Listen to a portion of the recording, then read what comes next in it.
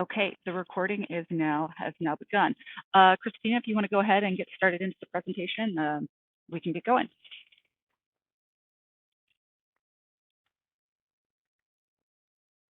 Okay, can y'all hear me? Yes, we can. Yes.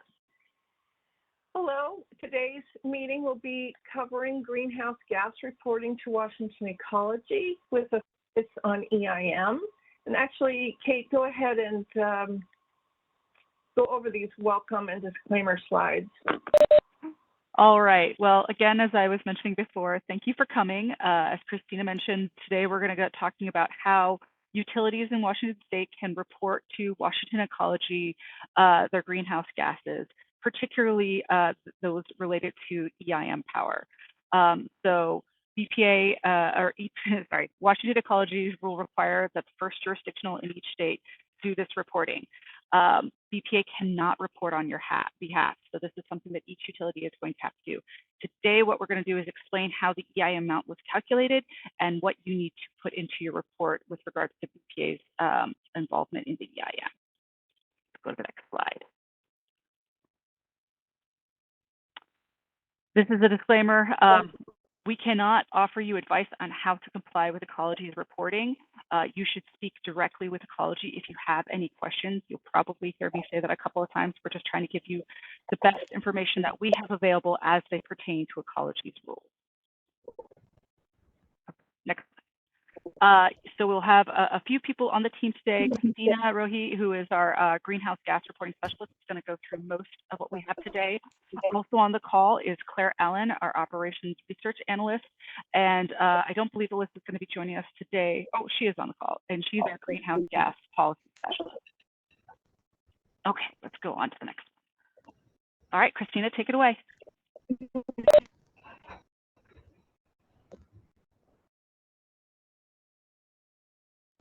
Christina, we can't hear you. You're muted. Hello. There we go. Some of you are new to greenhouse gas reporting, some of you have more experience. But for those of you who are just trying to get a handle on the reasoning and purpose behind our and the state reporting, I thought I'd go over this with you. The Ecology is trying to get data to support of their new Cap and Invest program that was passed by the Washington legislature.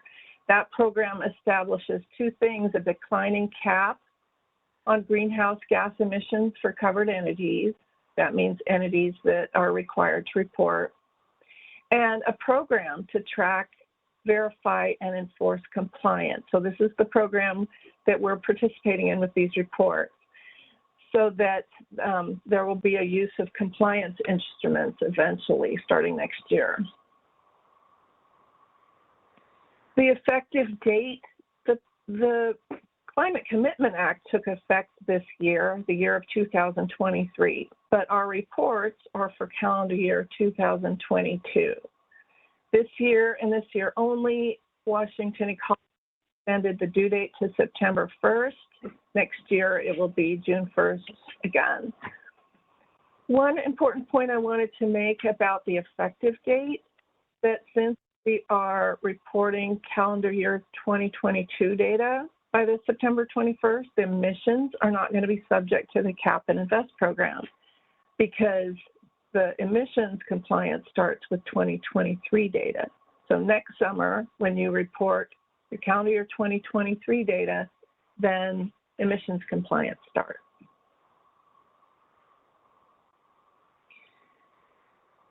Reporting to Washington Ecology is going to be done by two different steps. Bonneville is going to report as an asset controlling supplier, and each of you are going to report as your own entity. So BPA is going to report as it's a complete system. We have a lot of dams in a nuclear plant, and all together we have been approved to be an asset controlling supplier. And what that means is that we can calculate our own emissions factor. Since Bonneville is so hydro rich, we do have a lower emissions factor than the region. And this is a benefit to all, because when you go to report your purchases from Bonneville, you will have a lower emissions factor that you will multiply by than the regular regional emissions factor. So Bonneville will report as an asset controlling supplier this year. The emissions factor is on a 2-year lag. So the emissions factor that you're going to see on your report is actually from 2 years ago. You all will report as an electric power entity, or EPE, if you have the reporting obligation. Reporting obligation is as follows. Any facility that emits 10,000 metric tons of greenhouse gases per or more per calendar year in total greenhouse gas emissions from all sources in the rule must report. Washington Ecology has put out 2 regulations. One of them is called WAC 173441, and the other one is called WAC 173446, but the reporting rules are all under WAC 173441. And this requirement here is in this 173441 in subsection 030. So each of you will report any sales into the state, including any purchases you've made from BPA. And if you have additional resources of your own or resources under contract, you may have additional reporting obligations. You should have received the EPE reporting tool from Washington Ecology by now. It's an Excel workbook that looks like this. If you haven't received it by now, contact them, call them, and ensure that your entity is available in a drop-down list on the Start tab. I'll show you here. Here is this EPE information on the Start tab. Down here are the tabs. And your entity name should be listed. If you click on it, the drop-down will show up. Then that way you'll fill in your name, which fills in automatically some ID information. You'd enter your retail sales, and then there's a section on EIM purchaser, which we're going to talk about in a second.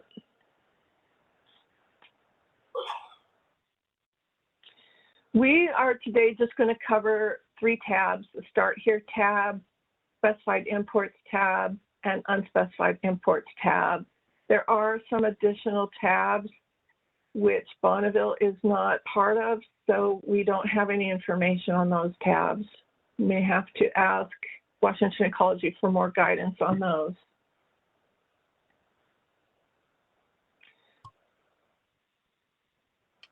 So I just showed you the Start tab. Let's talk about the Specified Imports tab. I'll go back to the actual workbook. The Specified Imports tab is using the phrase specified imports, which has a very specific definition. The definition is that you know the source at the time of execution of your contract. For your regional dialogue contract power, you will select Bonneville Power Administration, ACS. In effect, since they're allowing us to compute our own emissions factor, in a way you can think of us as a specified source, just like any other plant would be a source. So you will select BPA as an ACS. Various IDs will fill in, including the emissions factor, which pulls in from 2 years ago. You will enter such information as whether it's tagged, metered, a megawatt hour amount, whether there's a transmission loss factor, and this and there's some other additional columns to the right about whether or not you're first deliverer. But here is where you're going to put your regional dialogue information. Somebody have a question? No? You may also have your own resources. Some of our customers have their own resources, in which case you would select from the drop-down your own resources and put the amount of power that produced in calendar year 2022 right here. Or you may have specified power that comes into you under contract where you've actually listed the name of the plant. If you've listed the name of the plant before execution on the contract, you can list that here as well. The unspecified imports tab is for power where you do not know the name of the resource before execution. Even if you find out that the power comes from a wind plant or from Bonneville through ICE after the fact, it doesn't count as specified. It's a very specific definition they have. If you purchase power through ICE and you don't know who the counterparty is, and eventually you find out it's Bonneville or whomever, you're going to have to report all unspecified here. The difference is going to be it's going to have the regional default emission factor of 0.437.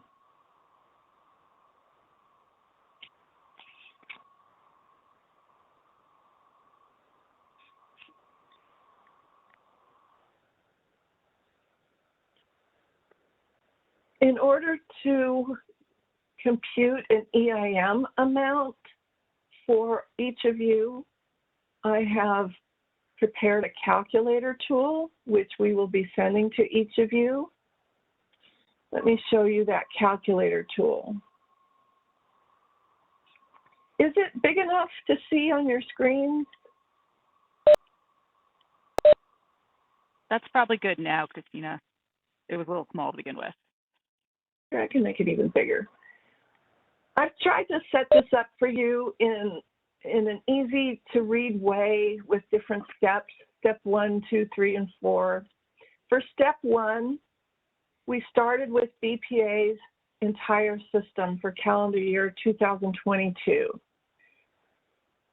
BPA's amount of energy in megawatt hours for 2022 was 89,239,694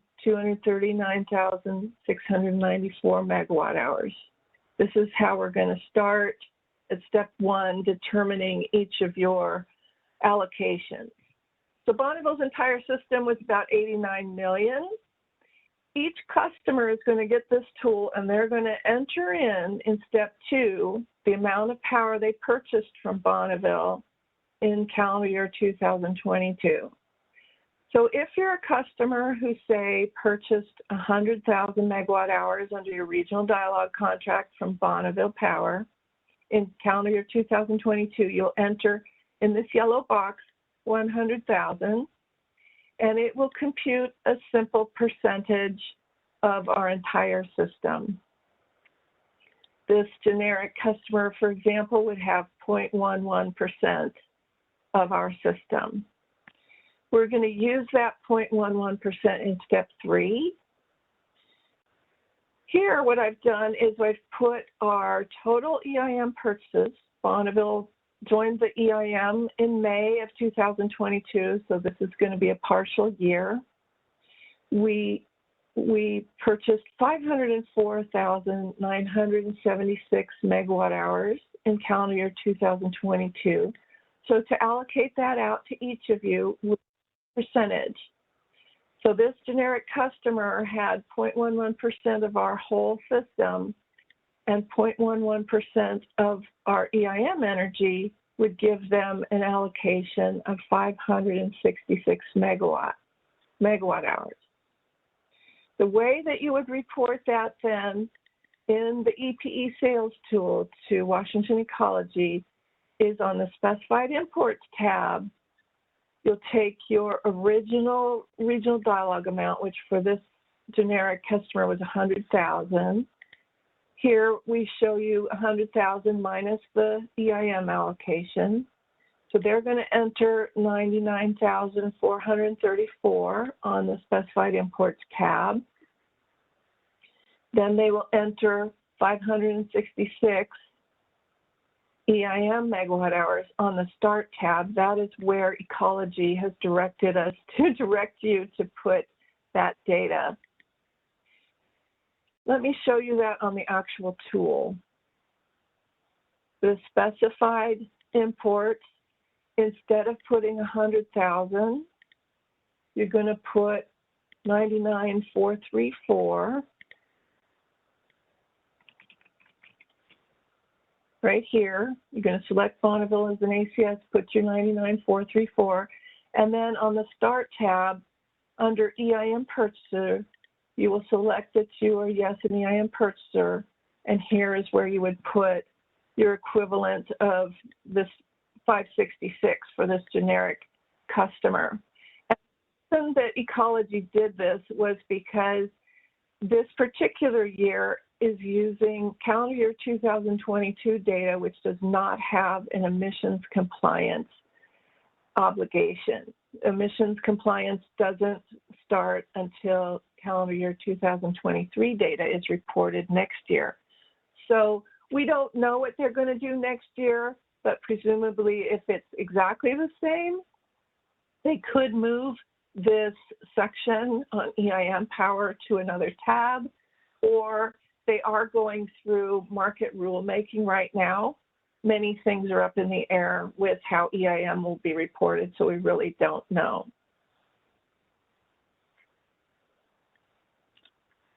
So we will send you out the calculator tool. We've talked about the allocation method, and really that's going to be our presentation today. Let's hear if we already have a request for some questions. Kyle, if you want to unmute yourself and ask your question. Sure. Yeah, I was going to drop them in the chat, but I can do them this way too. So I have two questions. The first one is probably the easier one, I hope, and that is that figure, the number of 504,000 megawatt hours thereabouts. I'm just curious how BPA went about kind of tabulating that, adding up all of the energy that you received through participation in the EIM. Great question. So we have either Matt Germer or Kelly Haraguchi on the line. Kelly, are you on and available to answer that? Yes, I'm on. So that's a good question.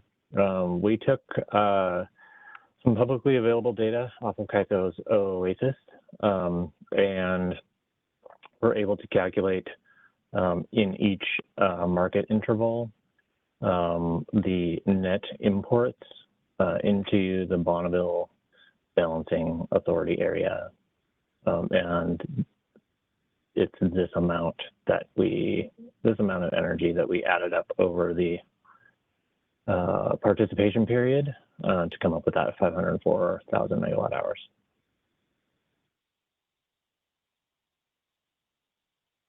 That makes a lot of sense. Yeah, we were thinking in that same vein as well. I'm curious, is the market interval that you were looking at an hourly interval? Is that I'm not super familiar with Oasis, so I don't know how granular that gets. It gets down to 5-minute intervals. Okay, so did you do netting on the 5 and 15 and hourly interval? That I feel like that would be hard to sort out. So it must have been just the 5-minute interval that you were netting against. So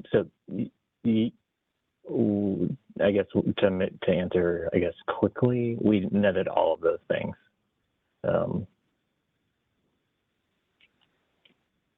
we do have 15-minute transfers that result in flow, but those were also netted out. So everything was converted to a 5-minute interval, and then the true net 5-minute import was calculated for each 5-minute interval. Does that make sense? I think so.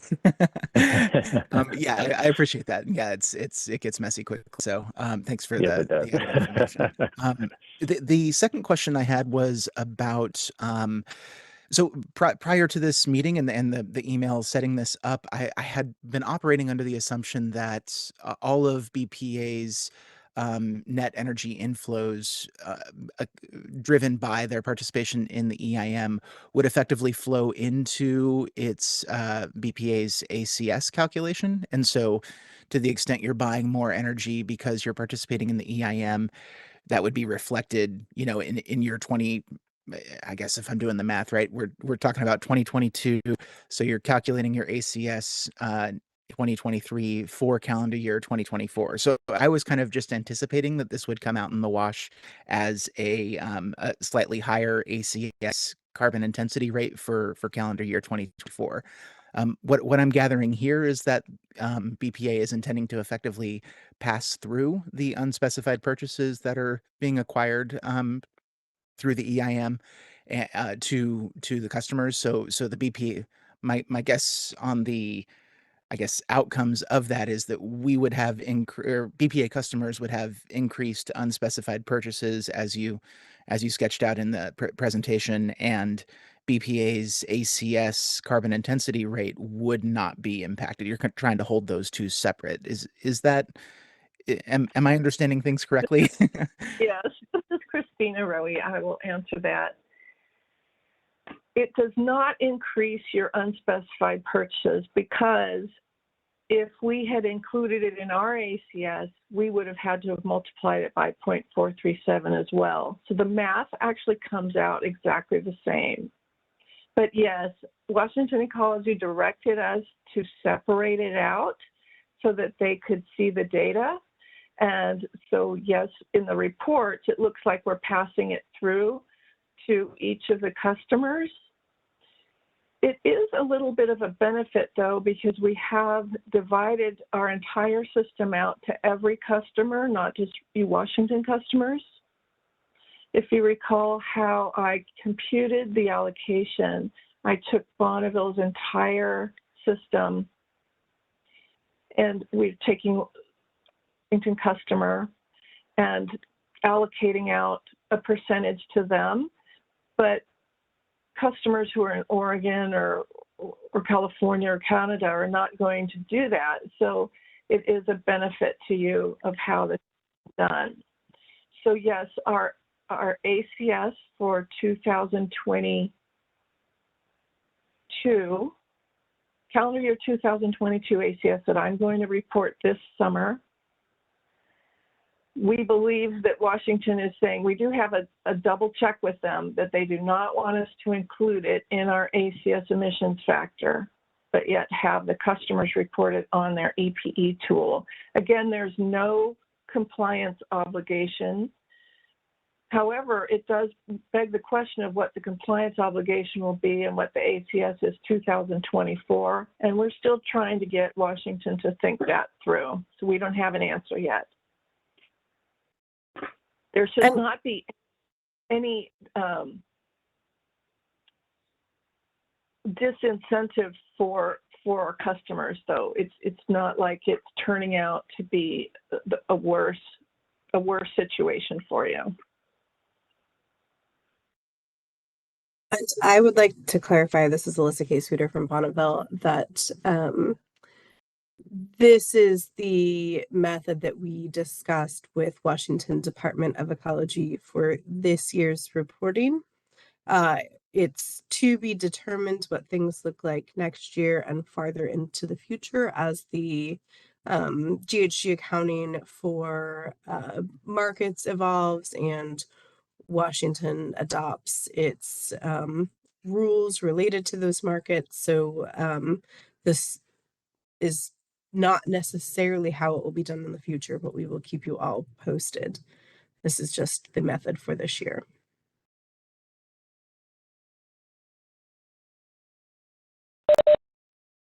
All right, I think, Greg, you have your hand up. Would you like to unmute yourself and ask your question? Sure. Could you go back through the example and then tell me how that fits into the 10,000 metric ton CO2 that is kind of that tipping point for requirements to report? Yeah. So here is the EPE tool that you should have received from Washington Ecology. It has these tabs: start here, specified imports, and unspecified imports. Let's say you're a customer who purchased 100,000 megawatt hours from Bonneville under your regional dialogue contract. I imagine each of you know the amount of power you've purchased from Bonneville in calendar year 2022. If not, you can work with your AE to get that number. Let's say it's 100,000. Normally you would put 100,000 here, This is why it's not like increasing your unspecified purchases. You're going to subtract the EIM from this number. The calculator, let's go through that again. The calculator is going to take a percentage of Bonneville's entire system. So the percentage being, you would enter your regional dialogue amount here in this yellow box. If you purchased 100,000 megawatt hours, that would be 100,000 megawatt hours as a percent of Bonneville's entire system. For this generic customer, that comes out to 0.11%. And then we use that 0.11% to allocate out our EIM energy that we purchase by participating in the EIM. Then that customer will be allocated 566 megawatt hours. But they then subtract that 566 megawatt hours from the 100,000. It gives them 99,434 on the specified imports tab, and then 566 start tab. Together, those add up to 100,000. So let me show you that here. Then you would put the, is this big enough to see? You would put that 99,434 on the specified imports tab, and the 566 here on the start tab. This year, Washington Ecology is saying they just want it as data input. They just want to see. And so they've just stuck it here on the start tab under EIM purchaser. Is that So everything you know? well, and so that's for megawatt hours. So I guess my real question was, number one, are we required to report this under the 10,000 metric tons of CO2? Or are they just saying we don't care this year, just report it? So I want to. It's funny. I used 100,000. The 10,000 metric ton threshold is about emissions. It's not about megawatt hours. Right. So I mean, that's where I'm trying to understand is, are we going to be required to report or not? That's where I'm trying to understand is.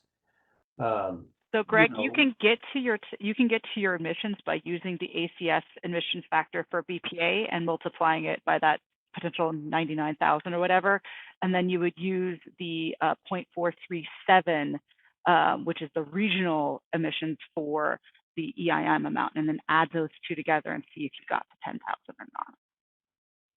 You're right. So that's a good question. So let's say you have 3,000 megawatts you've bought from Bonneville. You'd multiply that by 0.016.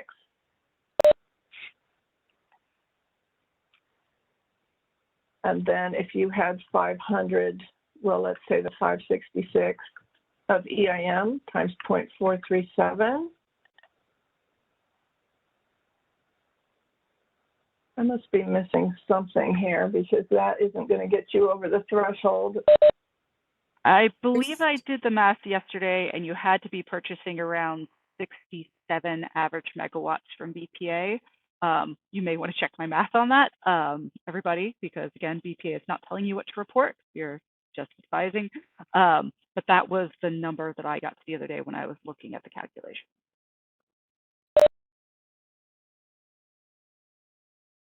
So then if you're under 10,000 metric tons for the year, you would not report in total, not just the 566.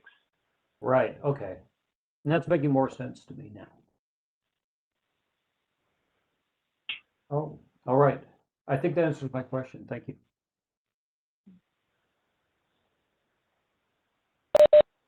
Kyle, did you have additional questions? I see your hand up.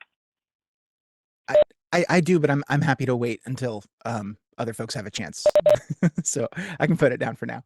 I don't see anybody else with their hand up right now or any other questions in the chat. Maybe people are just trying to wrap their heads around it right now. That aligns with my experience with anything CCA. I was so my question was coming back to the how did BPA get to that 504,000 megawatt hours, and the 5 and 15 minute market intervals. I think that is a fair and reasonable way to describe kind of on the most granular possible level the amount of energy that EIM kind of pushed into BPA's system in any given interval. I'm trying to reconcile that with the language in WAC 173441 around intra-hour netting of imports and exports.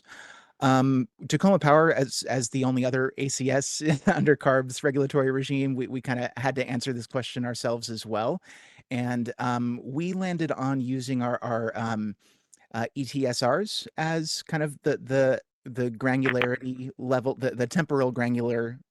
The level of temporal granularity that was appropriate for this exercise, because the ETSRs, and I'm forgetting what that acronym stands for, energy transmission resource. And I'm going to lose it.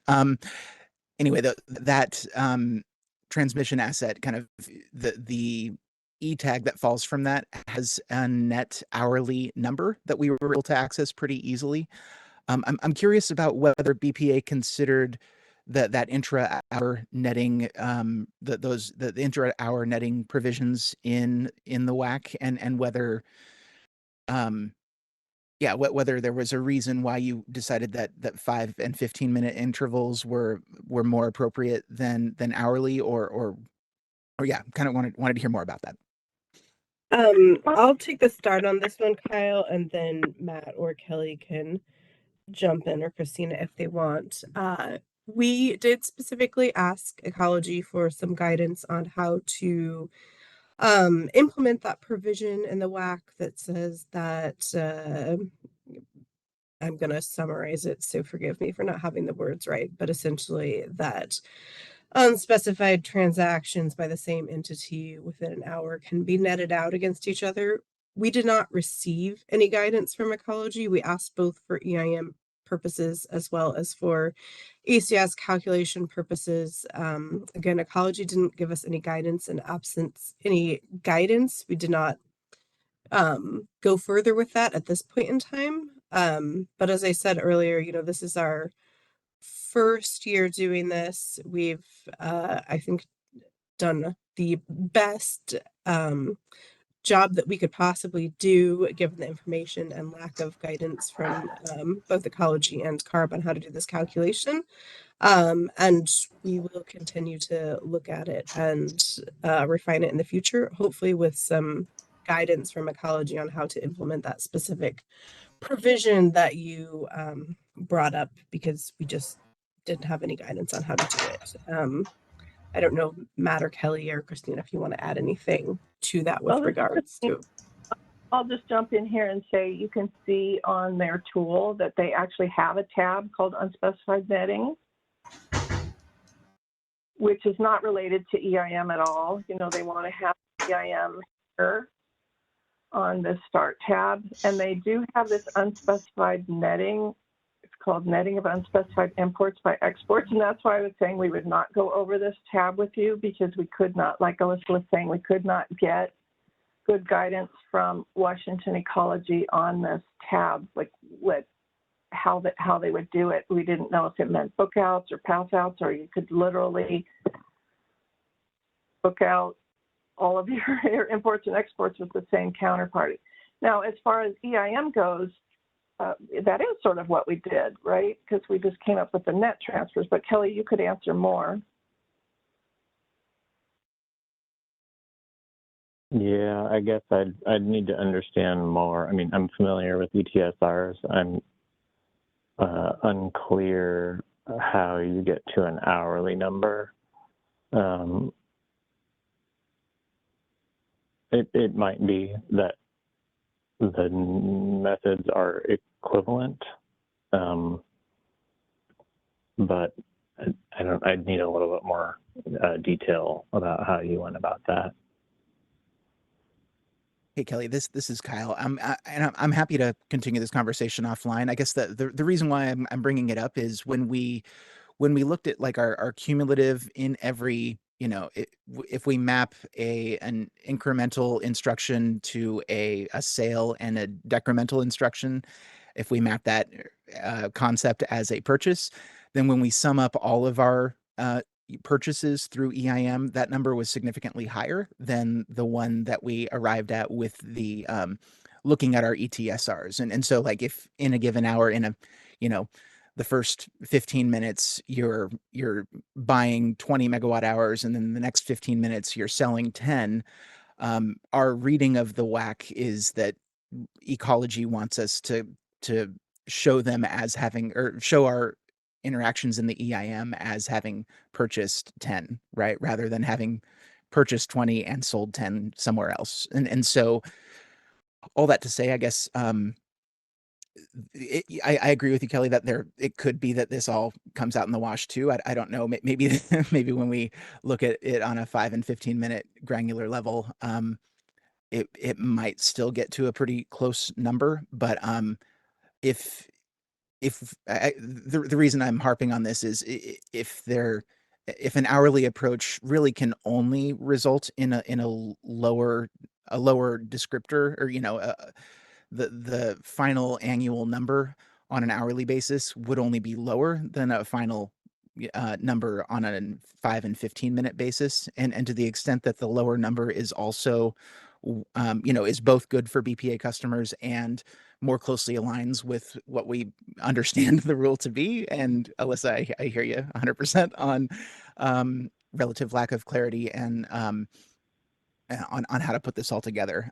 But that we have, Tacoma Power has leaned in that direction so far. And it would be nice to be doing the same thing as BPA, speaking frankly. So if you'd like to, you know, talk about that a bit more offline, I'd be happy to continue the conversation. But all in all, I again really appreciate what we've seen today. This is good stuff. Kate, is there a way we can get Kyle's information and double back with him? Seeing as I am Tacoma Power's a power account executive, yes, I believe we can work that out. Okay.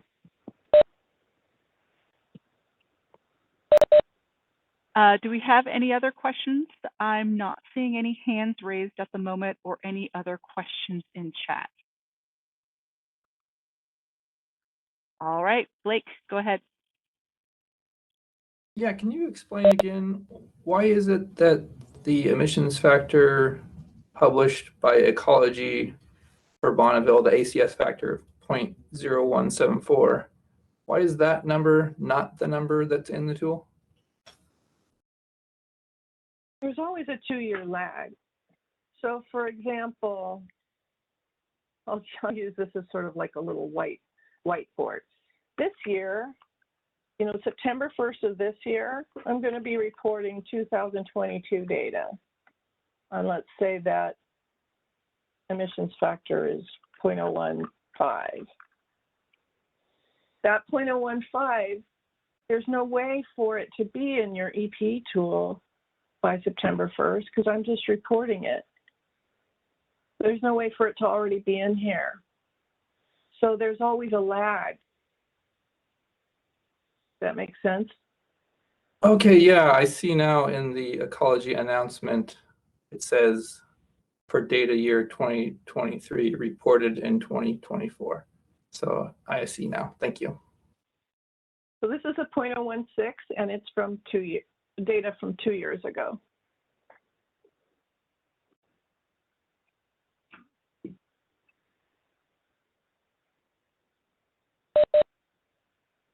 Any other questions? Feel free to raise your hand, unmute, or type something into the chat.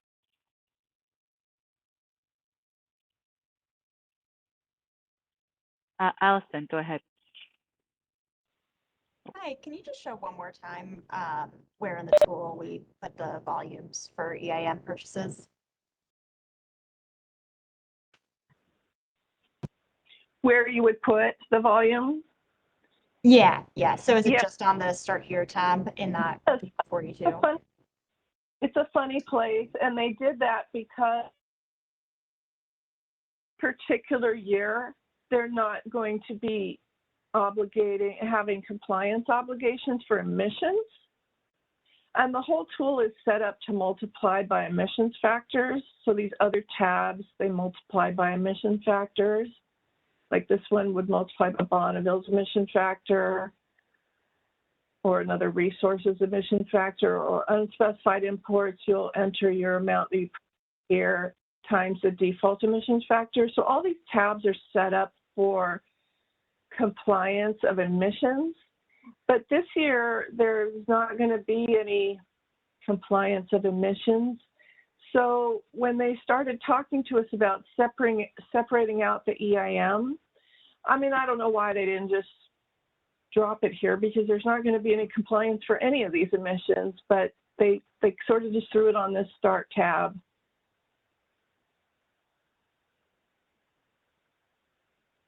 Okay, thank you.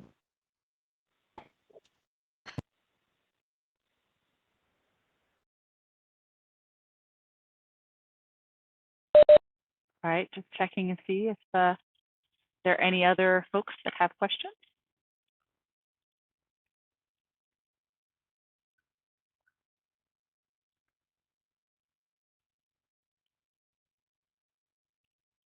All right, I'm gonna give it. Okay, there, go ahead. I'm afraid I don't know how to say your name. Don't raise your hand. It's okay. I have a question. In terms of the BPA's calculator tool, when you guys put purchase from BPA, is it a net or is it the purchase only amount when we're entering that number on D9, I guess, the megawatts? Net of what? Is it purchases and sales from BPA or just purchases? Yeah, just purchases. Yeah. Okay. Okay. Unless you can figure out what they mean by this this netting tab, I think it's just purchases, because otherwise you would net out. You could net out almost all your purchases, and that's not the point of the worksheet. Okay. Okay, and then I guess my second question is that if whatever amount that we have on there that was in our records, is there a way for counterparties to verify with BPA this is what we have? Because I'm pretty sure they're gonna, since you guys are calculating this as a percentage, I mean, all of the counterparties that you have will, I assume, be 100% after the, after every counterparty uh, report. And so I'm wondering if there's a way where we can actually verify it, at the end of the year when we're reporting, this is how much we have in our records in terms of purchases with BPA. We talked about that. Kate, do you want to answer? Yes. So as part of the package that we'll be sending to you, in addition to the tool, your Power AE is going to provide you with our number. However, as it is your reporting requirement, it is up to you as the utility to do the reporting, but we will provide you with our number for your power purchase. Cool. Thank you. There will be an audit requirement by Washington Ecology eventually. It's not this year, though. It might be in a year or two. So eventually an auditor should also be going through to verify.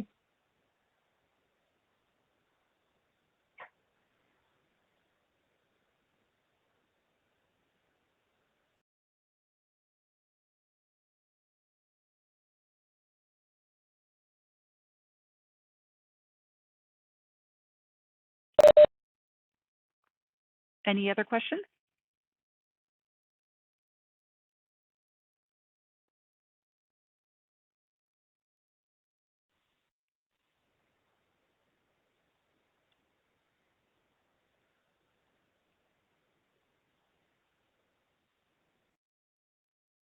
Keeping a nice, long, awkward silence in case people are trying to find their mute buttons.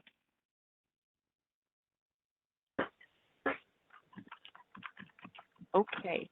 As I discussed at the beginning of this meeting, some of you may have been joining on, I did push the record button, so there will be a recording of this meeting.